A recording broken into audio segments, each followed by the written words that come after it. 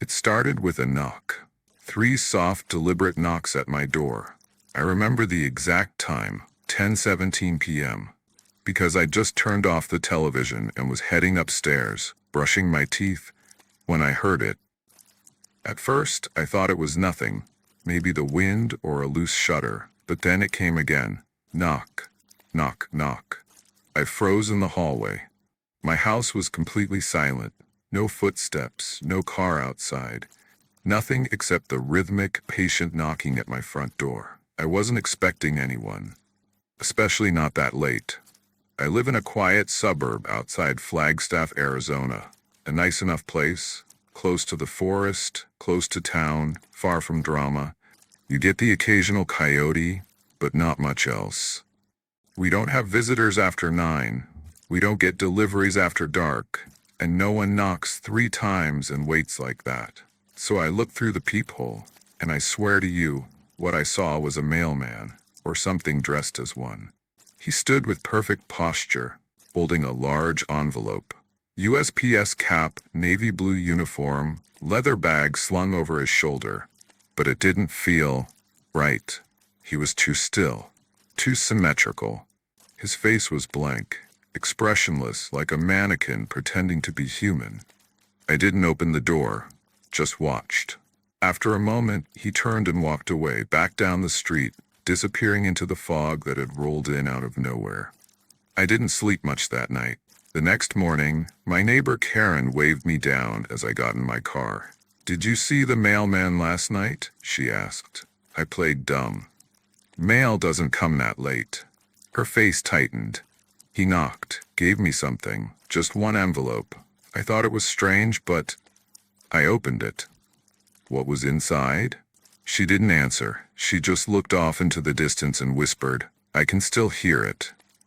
I tried to press her on it, but she got flustered and went back inside, slammed the door. Later that afternoon, her husband came home from work and found their house empty. All the furniture was gone, everything. But Karen's shoes were still by the door. Her phone was still charging by the bed. And in the mailbox was a single envelope, sealed in red wax. No name, no address, just a spiral shape pressed into the seal. I didn't sleep the next night either. I kept my lights off, stood near the upstairs window, and watched the street. At 10:13 p.m., he came again. The mailman. Same posture, same strange stillness. He walked in perfectly measured steps to the house across the street, knocked 3 times, handed an envelope to the confused man who opened the door. I watched that man, Daniel, I think his name is, hesitate. He said something, took the envelope, then stood there staring because the mailman walked away. The next day, Daniel was gone, but someone was in his house. Someone who looked like him. Someone who moved like a recording of him, slightly off speed. And when he waved at me from his porch, his smile didn't touch his eyes. I called the local post office. They had no idea what I was talking about. No carriers work past 6 p.m., they said.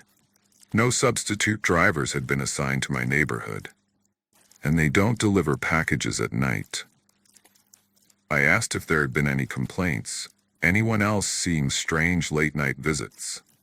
They brushed it off, said I might have dreamed it, but I know what I saw, and it kept happening.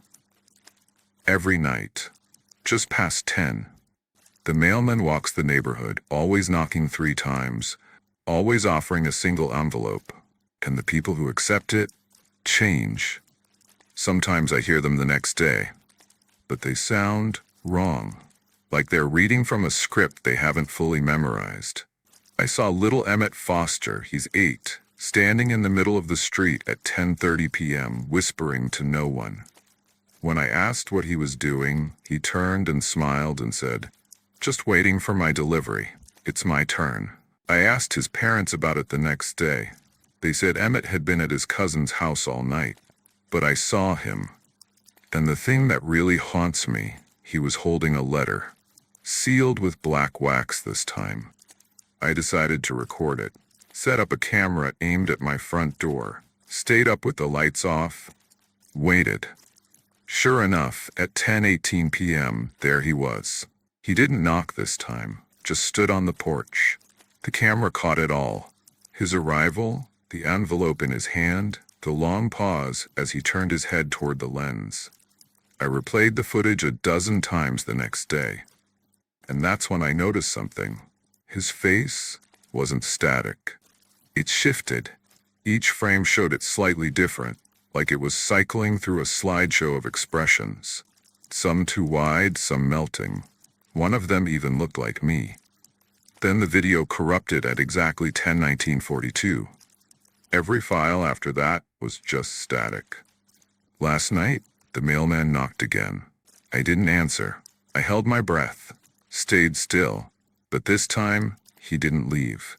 He waited. I watched the doorknob twitch. He tried to open the door. When it didn't budge, he leaned close to the wood and whispered something. I couldn't hear it fully, but one word came through clearly: reply. Then I heard rustling inside the house, like paper sliding under doors, envelopes in motion. I turned on every light, looked under the bed, in closets. Every room was clear. Until I got to the attic. There, sitting in a neat stack, were 11 envelopes. Each one sealed with a different colored wax. Each one addressed to me. Each one dated a different night this week. But I'd never received them. Tonight, I don't think I'll be able to stop him. Because I just heard my door unlock. I never gave him a key, but someone did. He's inside now. I can hear his footsteps, measured, slow, just like outside. He's not delivering letters anymore. He's delivering something else. I'm hiding in the crawl space behind the basement wall. My phone's at 12%. My hands are shaking. But I need you to hear this. If someone knocks on your door after 10 p.m., do not answer. Do not speak. Do not even look. Because once you make contact, once you speak to him, he knows your voice print. And from that moment on, he can wear it.